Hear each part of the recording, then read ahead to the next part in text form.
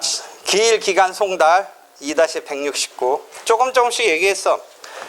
이런 거는 직권으로 이제 어떤 그야말로 순수 절차적인 거지. 우리가 절차법을 배우는데 진짜 뭐 절차적인 거지. 기일, 기간은 여러분이 민법에서 배웠던 그런 정도의 개념 알고 있으면 돼. 기일, 특정한 날이지. 기간은 일정한 이제 날짜 사이에 간격이 있는 거지. 그렇게 해서 기일, 기간, 그 다음에 송달. 송달은 이제 민법에서도 여러분 송달 얘기가 나오긴 나와. 그 다음에 뭐 일반적으로 송달은 이렇게 우편으로 보낸다 이런 건데 좀 특별한 거야. 여러분이 등기 우편 정도 생각하면 일단은 떠오르는데 꼭 그건 아니고 그보다 더 엄격해. 하여튼 기일은 변론기일, 뭐 증거조사기일 이럴 때 쓰이는 거지.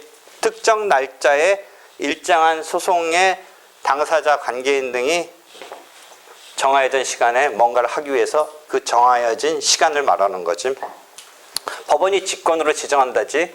이때 직권으로 지정하는 것 등등도 있어서도 당사자가 뭔가 그날 뭔가 겹친다든지 이런 상황이 있을 수 있기 때문에 그런 부분이 실전적으로는 필요하지. 하여튼 법원이 직권으로 하는데 그래서 기일을 통지해주고 오라는 거지.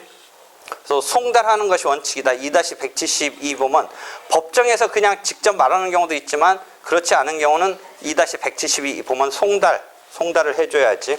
다만 그 사건으로 출석한 사람에게는 직접 고지하면 된다. 이때는 고지, 뭐 그 앞에 있는 사람한테 송달한다라는 그 무거운 절차가 아니고 말로 고지하는 뭐 이런 거지. 근데 직권으로 기일을 지정하는데 2-171 보면 기일 지정 신청이라는 그런 특수한 경우가 당사자가 하는 경우가 있다는 거지. 첫째는 법원이 사건을 심리하지 않은 채 방치하고 있는 경우. 실제 이런 말을 해. 추정한다라고 법정에서 이런 말. 추정.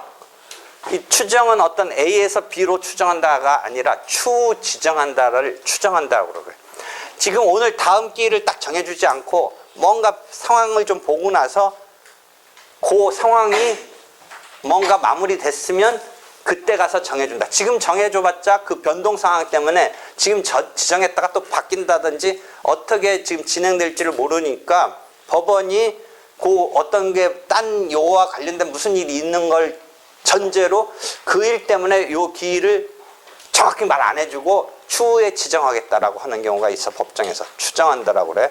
예를 들어 손해배상 소송에서 이제 법원에서 병원에 신체 감정을 시킨다. 그때 손해배상 따질 때, 일실이익 따질 때, 노동능력 상실률 이런 거가 이제 법원에서 이 검증, 감정 뭐 이런 거에 의해서 받게 되는데 그게 뭐 딱 우리가 요청한 대로 딱딱 진행되는 거 아니니까 손해배상 사건에서 이렇게 말을 해.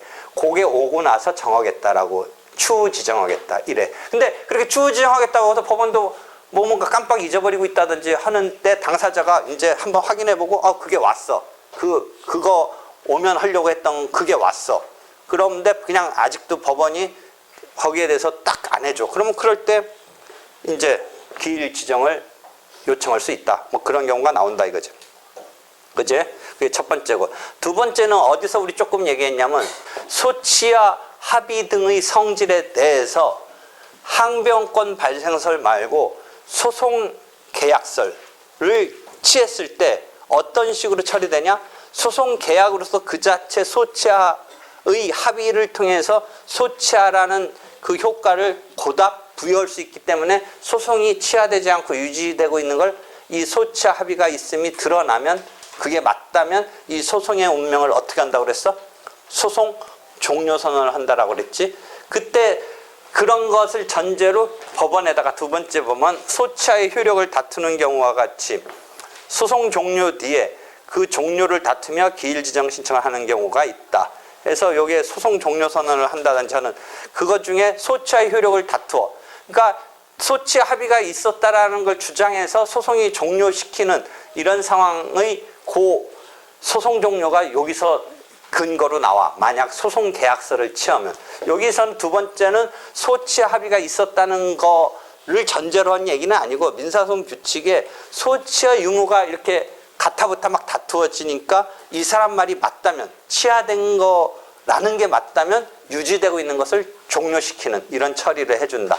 그때 기일 지정 신청을 해서 소치하의 유무, 즉 어떤 상황이 나오냐면 소치하 됐다고 생각해서 이걸 종료를 소치하면 어떻게 됐어? 소송 계속이 소급적으로 소멸되잖아. 소급적으로 소멸되잖아. 근데 소치하에 이게 효력이 없다고 반대편이 따지면서 없으니까 가타부타 이 소치하가 제대로 된 건지 아닌 건지 등을 따져서 예컨대 소치하 합의도 뭐 그 중에 하나겠지만 소치하 합의가 유효한 거냐 아니냐 막 따지면서 그것을 따지기 위해서 이렇게 해서 법원이 종료를 시켰는데 그러니까 더 이 뒤는 있을 수가 없는데 종료된 건데 이 사람 말에 의하면 그 소치하가 잘못된 거다 라고 따지기 위해서 그것을 따질 기회를 열어달라고 기일을 지정해달라고 신청한다가 이 두 번째적인 상황이야.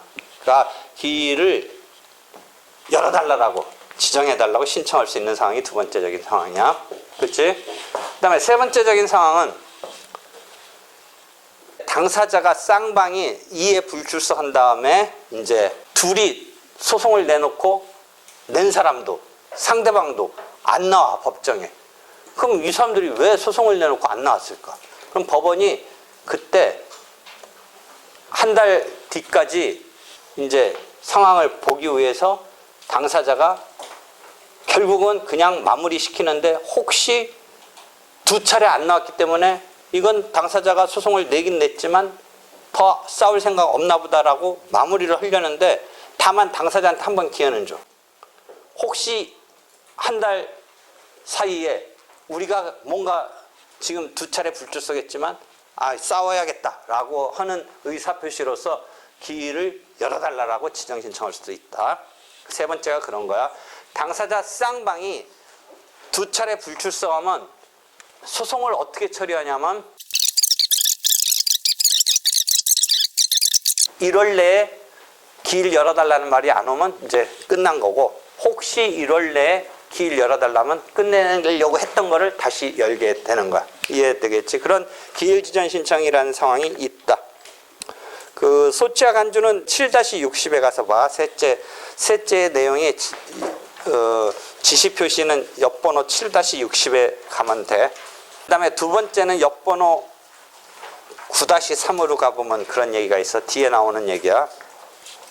그러니까 둘째, 셋째는 이제 어디 특수한 제도로서 나타나는 거고 첫 번째는 이제 상당히 방치하고 있는데 심리하지 않고 방치하고 있는데 사실상 무언가 때문에 보통은 기일을 어떻게 잡는다고 그랬어?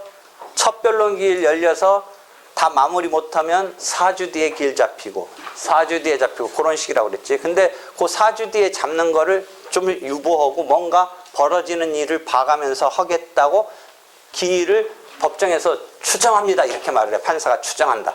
그러니까 그때는 추후 지정한다는 의미의 추정한다. 그런 말을 해. 그러면 이제 그런 일이 마무리됐으면 열어줘야 되는데 뭐 그런 등등 여러 가지 하여튼 사실상 진행하지 않고 있는데 당사자가 기일 열어주세요. 이제 할 수 있는 거 아닙니까? 이런 식으로 할 수 있다. 그게 첫 번째 기일 지정 신청이고 둘째, 셋째는 뒤에 어떤 특수한 제도 속에 나오는 거야. 그러니까 옛날 같은 경우 어떻게 문제 내니? 그렇게 내면 여러분 더 힘들어. 이 아까 50점, 25점, 20점, 100점인데 25점이 기일 지정 신청에 대해서 논하시오. 이거 논할 정도도 아니고 그냥 설명하시오 이렇게 나오지. 논하는 여러분이 설명하시오랑 논하시오 요 어감 뉘앙스도 알겠어? 문제에 설명하시오 들어갈 때가 있고 논하시오 들어갈 때도 있어. 옛날 류에 논하시오는 진짜 막 값으로 해서 이런 거 하고 설명하시오는 그냥 약간 이게 설명하라 좀 뉘앙스가 그런 거야. 뭐 실제는 뭐 그런 거 의식하지 않고 아는 거 다 쓰는 건데 하여튼 그 문제 유형은 그런 거야. 근데 기일 지정 신청 이런 것도 25점짜리 100점에서 그렇게 나와. 그럼 이 세 가지를 딱 암기해서 단순 무식하게 쓰는 거야. 그게 더 그런 스타일이 더 좋은 사람도 있을 수 있고 오히려 사례형처럼 하는 게 더 좋은 사람들도 있을 수 있는데 옛날에는 그렇게 단순 무식하게 논하시오, 설명하시오, 뭐 형법에 인과관계에 대해서 논하시오. 형법 총론에 간접정범에 대해서 쓰시오. 막 이렇게 나와. 그냥 무식한 거야. 무식한. 당사자 능력에 대해서 쓰시오. 막 이렇게 나와. 그다음에 기일의 실시는 사건과 당사자 이름을 부름으로써 시작된다. 뭐 등 이런 거지. 그다음에 기일을 변경할 수도 있다. 변경하고 거기에 대해 박스 만들어놨는데 연기하고 우리가 그냥 일반 뉘앙스는 뭔가 다시 다음에 뭘 하는 거 뉘앙스인데 조금 틀려. 변경은 그날 들어가기 전에 지정 자체를 취소하고 다시 정하는 거야. 지정한 걸 취소하고. 연기는 뭐야? 그 길 들어가긴 들어갔는데 아무것도 안 하고 다시 새로운 길 잡는 거야. 뭐 조금 이게 일반적인 어감으로는 뭐 구별 잘 안 되는데 구별할 수 있겠어? 어? 지정 자체를 없는 거라고 다시 정하는 거와 길 지정해 놓은 거는 일단 유효하게 들어가서 아무것도 않는 거. 그거 다시 정하는 거. 되겠지? 변경하고 연기 알겠지? 되겠지? 그 다음에 속행은 아까 뭐 4주 뒤에 속행한다. 보통 4주 뒤에 속행. 해태는 이 해태가 또 어려운 말이지. 게을리함. 그러니까 아까 말한 쌍방 불출석 뭐 어쩌고 그거 출석 안 하는 거. 그러니까 출석하다 안 하다 불출석 게을리함 해태 이런 거랑 연결돼. 근데 기일의 해태 불출석은 실제 물리적으로 불출석한 거 말고 출석해서 변론을 안 하는 경우도 불출석이다. 뭐 이런 거 개념이 나중에 다시 한번 확인해 줄게. 일단은 뭐 불출석, 게을리함, 해태. 그다음에 변론을 재개한다. 어떤 변론을 종결했다가 다시 연다. 뭐 이런 거 한 번씩 설명했지. 변론을 갱신한다. 이건 뭐겠어? 갱신은 앞에 거를 한번 갱신하는 거야. 어떤 때 그런 거 나오겠어? 변론은 이런 용어 한번 가르쳐 줬는데 1차 변론하고 속행되는 게 보통은 4주 뒤에 있고 뭐 또 4주 뒤에 있고 해서 마지막쯤에 변론을 종결하고, 근데 지금 좀 아까 종결해서 판결을 선고하려다가 경우에 따라서는 조금 더 심리할 게 있으니까 다시 재개한다라는 개념이 있다고 그랬지. 그러다가 다시 변론을 종결하고 다시 판결로 가고 이런 경우는 있는데, 변론을 갱신한다는 건 어떤 뉘앙스 같아요? 변론을 갱신한다. 한자는 이렇게 써. 보통은 이런 개념 가르쳐줬잖아. 전체 변론을 하나로 이렇게 취급한다. 어떤 용어 썼어? 한 번 용어 썼는데. 전체 변론을 일체성. 전체 변론 일체성이니까 계속 플러스 되면서 뭐 굳이 표현하면 누적되는 건데, 그럼 갱신이라는 말이 왜 나오겠어? 그냥 이렇게 누적돼서 쌓여서 전체적으로 이렇게 쓰이는 건데 왜 갱신을 해야 돼? 판사가 바뀌었을 때 이런데. 나중에 이런 용어가 나와. 직접주의. 심리는 공개된 법정에서 직접 구술 뭐 이렇게 하는데, 이게 동일한 판사에서 이미 이 전 변론에서 말한 거를 여기서 또 반복하거나 뭐 할 필요 없어. 그냥 그거 한 거고 또 플러스 돼서 하는 건데, 이 판사가 만약 도중에 바뀌었다면, 인사이동이라든지 이런 것 때문에 바뀌었다면, 직접주의 원칙상 만약 2차 변론기일까지 진행한 거에 판사와 지금 3차 변론기일 열 때에 어떤 판사가 하나 더 교체되면서 들어왔다면, 그 새로운 새로운 이 법원의 구성에서 볼 때는 앞에 거는 이 판사들이 다룬 게 아니잖아. 2명은 있었다고 쳐도 합의체라는 3명의 판사, 단독 판사면 뭐 혼자 바뀐 거니까 뭐 당연한 건데, 3명의 판사의 합의체가 1명만 바뀌었어도 이 구성이 전체의 그 법원이라는 입장에서는 바뀐 거야. 구성이 1명 바뀐. 그러니까 1차, 2차까지 한 거가 3차로 이렇게 자연스럽게 연결된다라고 우리가 감히 못하는 거야. 그 경우는. 그때는 앞에 거를 새로운 사람 앞에서 다시 해주지 않으면 연결돼서 쓰이지를 못하는 거야. 그렇다고 뭐 무조건 다시 재방송해야 되느냐? 그건 아니고, 실제 변론의 갱신은 간단하게 이렇게 앞에 거에 뭐 이런 변론이 있었는데 여기서 갱신합니다. 이런 정도로 그래도 그런 말이라도 해줘야 앞에 거가 추가로 이렇게 연결돼서 쓰이는 거를 충족했다고 보는 거야. 완벽하게 의미로 하려면 어떻게 해야 돼? 진짜 다시 해야지. 다시 이 새로운 구성된 두 명은 동일한 판사이긴 하지만 뭐 이렇게 해야지. 근데 그것을 이제 변론을 갱신한다면서 살짝 말로 테크닉적으로 처리해.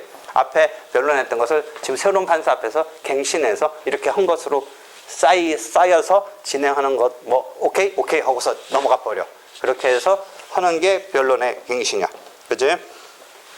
기일에 변경이 된 것은 뭐 법률신문 기사가 있는데 한번 읽어봐. 변경하고 연기가 뭐 일반 뉘앙스는 뭔가 바뀌었네, 다시 잡혔네라고 하지만 정확히는 조금 틀려. 그것만 확인해보고. 그럼 기일을 변경을 어떤 때 하냐? 첫 변론 기일은 딱 소송을 시작했지만 당사자가 법원이 뭔가 이렇게 소장 부분을 송달하고 답변서 나오고 해서 첫날 변론기를 열으니까 당사자가 제어할 수 없는 이런 날짜가 딱 잡힐 가능성이 혹시 있어서 그 변경을 허용하는데 첫 변론기일은 볼드체 봐봐. 당사자들이 만약 합의하면 현저한 사유가 없는 경우라도 현저한 사유가 있으면 어쩔 수 없이 바꿔줘야 되지만 현저한 사유가 없는 뭐 그냥 당사자가 그냥 우리 그날 말고 딴 날 하자라면 굳이 특별한 이유가 없어도 가능하다는 거야. 왜냐면 첫날은 일단 당사자가 제어할 수 없는 채 잡히니까. 근데 그 다음 기일부터는 법정에서 이렇게 판사가 다음에 언제 열리겠습니다 하면 자기가 보통은 거기서 나 그날 못 와요 이렇게 보통은 잘 못해. 좀 쫄려서 그냥 웬만하면 거기에 맞춰서 4주 뒤에 엽니다 하면 오는데 그래도 혹시 자기가 그날 진짜 뭐가 있으면 그날 못 한다라고 하면서 자기가 그때쯤 한번 그걸 조절한다든지 할 기회가 있기 때문에 두 번째부터는 첫 변론 기일과 달리 벌써 그때쯤에 현저한 사유 같은 게 있을 거라고 예상됐으면 뭔가 컨트롤할 수 있었기 때문에 그 밑에쯤에 볼드체 보면 첫 변론 기일과 달리 현저한 사유가 있는 때에 하나여 그것도 법원의 허가를 받아야만 바꿀 수 있다. 이렇게 돼. 그치? 나 같은 사람은 그러면 어때? 근데 이런 것도 좀 넉넉하게 해주라라고 하는 게 그 밑에 딸려 있어. 그냥 읽기 싫지만 읽어봐. 이런 거는 그러니까 선택형 문제 나오겠지. 이거 뭐 주관식에 되겠어? 주관식에 내면 나 같은 그런 말 써주면 내가 감동을 하지. 근데 객관식에는 이런 말 뭐 테스트 할 수가 없지. 써주네 또. 하여튼 선택형 지문에는 나와. 선택적 지문에는 여러분도 문제 내려면 뭐 갖고 내겠니? 첫 변론 기일은 현저한 사유가 뭐 있어서 없어도 된다. 두 번째 기일은 있어서 없어도 된다. 그렇게 지문 내겠지 뭐. 그럼 여러분도 문제 만들어 놓으면 당연히 그거 만들겠지, 선택형. 그런 거로 나오더라고. 사례형 같은 건 나올 수 있는 게 아니지. 그래서 2-177 가면 기일의 혜택. 나중에 이제 배워. 불출석이라는 개념하고 연결되지.